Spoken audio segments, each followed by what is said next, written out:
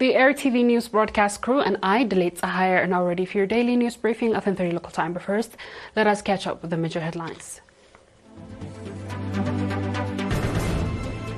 International Workers' Day observed nationwide. Various activities in connection with International Workers' Day. Seminars conducted in connection with International Workers' Day.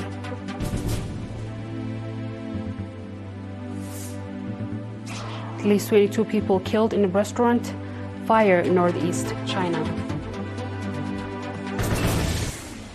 On our local news, International Workers' Day was observed at Expo Compound under the theme Productivity Through Conscious Participation. The event was attended by ministers, senior government and PFDJ officials, members of the diplomatic community, representatives of UN offices in Eritrea, and other invited guests. Mr. Kabir Abkidane, Deputy Secretary General of the National Confederation of Eritrean Workers, stated that global labor conditions are changing due to technological advancements, climate change, migration, war, and the displacement of people. He indicated that since organization is a fundamental component of labor relations, the National Confederation of Eritrean Workers has been actively engaged in organizing workers into confederation, restructuring workers' federations, and conducting awareness-raising programs. He further noted that while much remains to be done, the number of workers joining the confederation continues to grow steadily.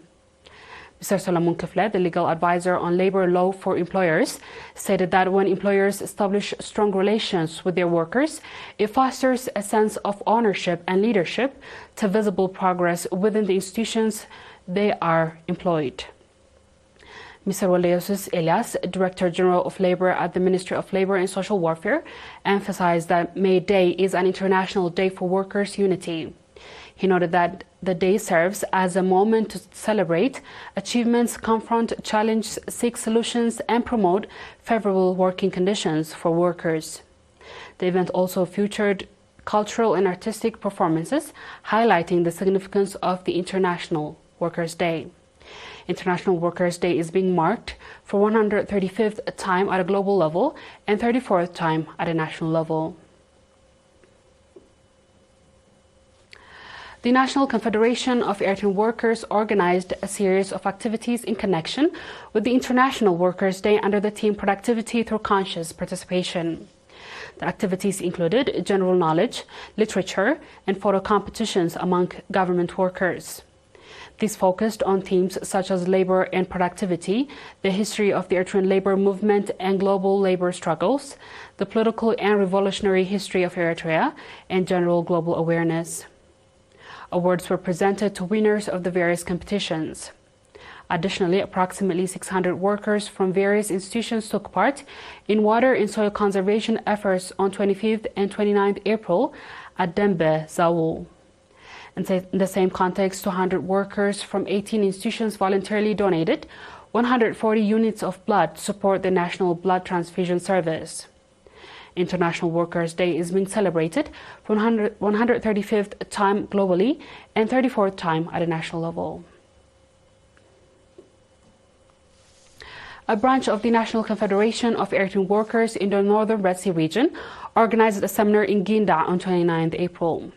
The seminar addressed the influence of technology in workplace and the importance of cultural heritage workplace accidents prevention, training and capacity enhancement, and the relationship between workers and productivity.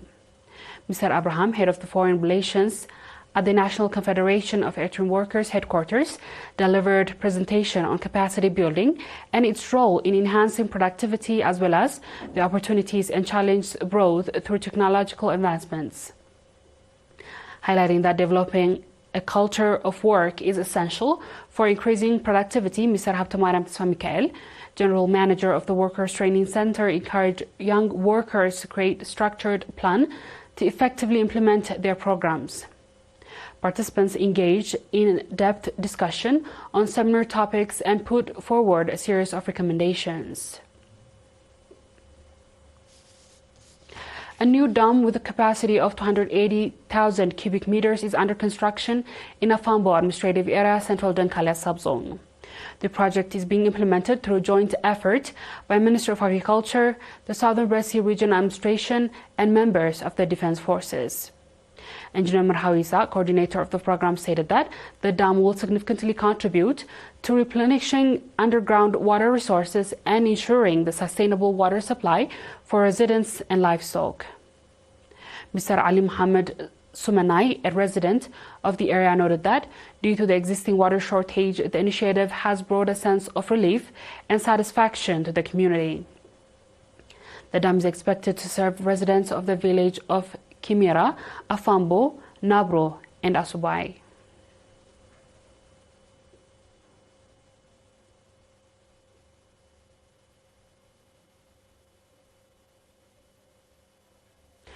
The viewers will be back with the international news shortly. Just stay tuned.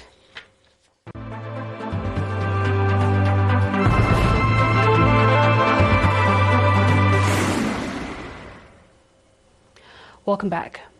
The presence of foreign naval forces in the Persian Gulf undermines regional security and hampers Iran's effort to safeguard its strategically vital region, said the commander of Iran's IRGC Navy. Speaking yesterday on the eve of the Persian Gulf National Day, the commander emphasized that the region's strategic and economic importance is compromised by the movement of the foreign warships, particularly in the Strait of Hormuz, where disruptions could affect the global economy.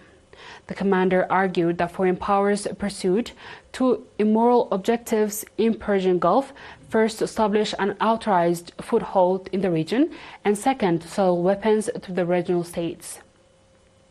The general further stressed the countries like Iran, which boasts the longest coastlines in the greatest number of islands and the deepest waterways in the Persian Gulf, must naturally prioritize the region's security. On the last news, Chinese authorities said at least 22 people have been killed and 3 others injured in a fire at a restaurant in China's northern city of Lianwan, about 580 kilometers northeast of the capital, Beijing. Authorities did not provide details on the cause of the blaze, which broke out shortly after noon local time on 29 April.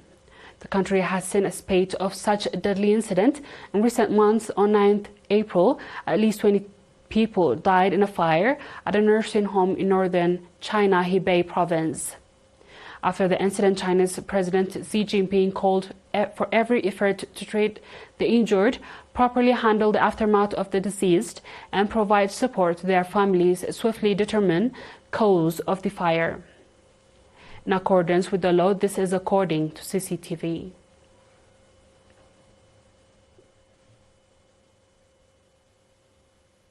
Dear viewers, we've come to the end of tonight's news. Let's have a quick recap of the headlines.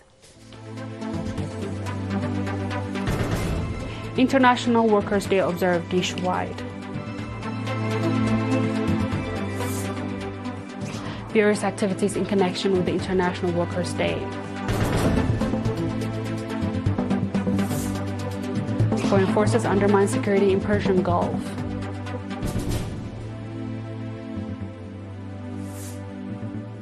And at least 22 people killed in restaurant fire in northeast China.